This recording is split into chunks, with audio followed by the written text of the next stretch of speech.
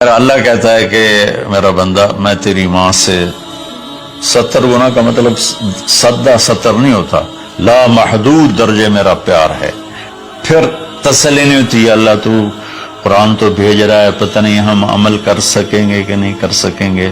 تو پھر اللہ کہتا ہے الرحمن الرحیم، کیوں ڈر گئے ہو؟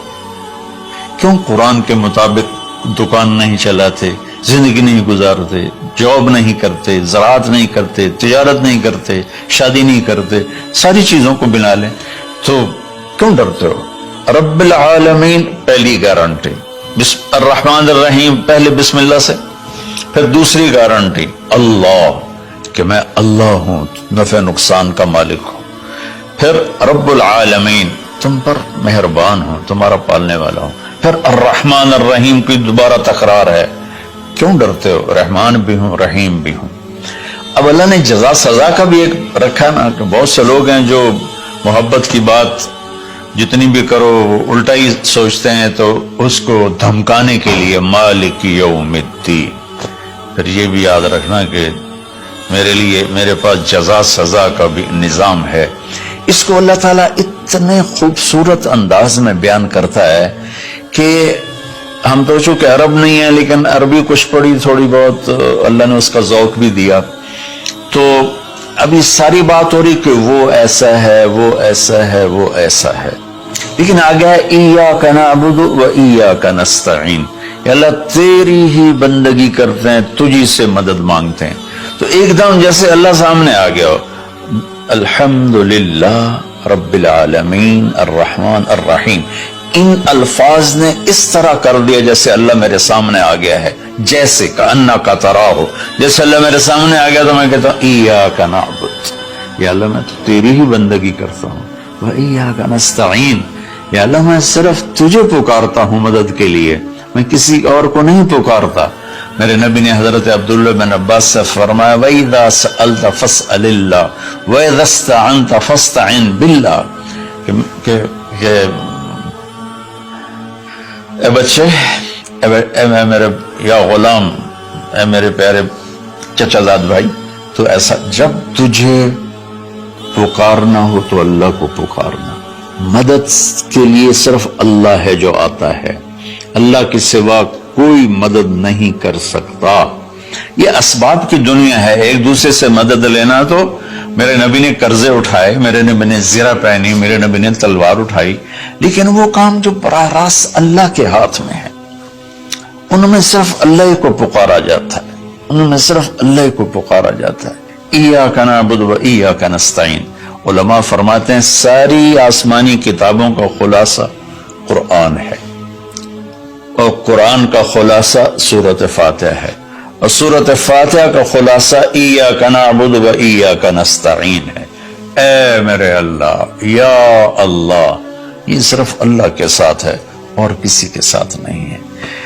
تو پھر اللہ تبارک و تعالیٰ، چونکہ میں نے پہلے شروع میں کہا تھا کہ ہم زندگی گزارنے کا طریقہ نہیں جانتے، تو اللہ نے ہم سے یہ دعا ہم پہ فرض کر دی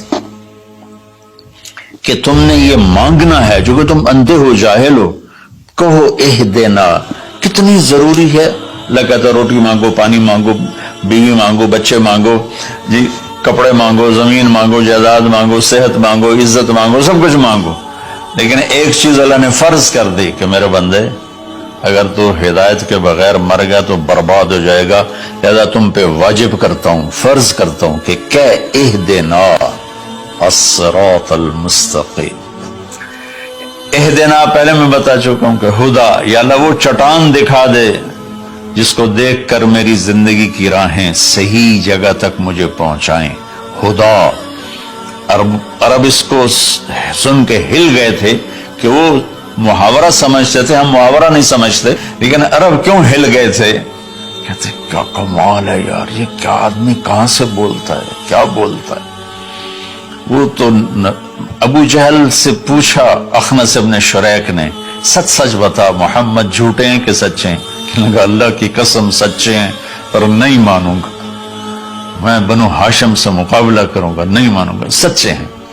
تو اہدنا، یا اللہ وہ چٹان دکھا، وہ کیا؟ وہ قرآن ہے۔ جس کو دیکھ کر میں تجھ تک پہنچ جاؤں. صراط سیدھے راستے کو کہتے ہیں.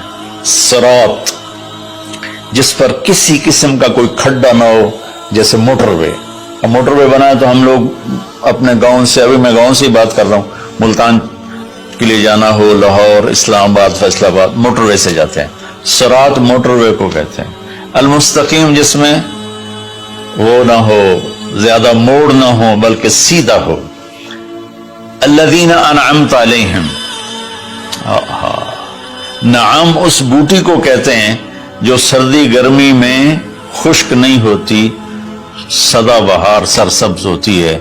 تو نعمتن، یا اللہ وہ راستہ دے جس میں ہر چیز ملتی ہو، سبزہ بھی ہو، خوشیاں بھی ہوں، اور اس کے راستے میں کوئی سروس اسٹیشن بھی ہو، اور کھانے پینے کا سامان بھی ہو، کوئی بوفے بھی ہو، اور کوئی جو پیٹرول اسٹیشن بھی ہو.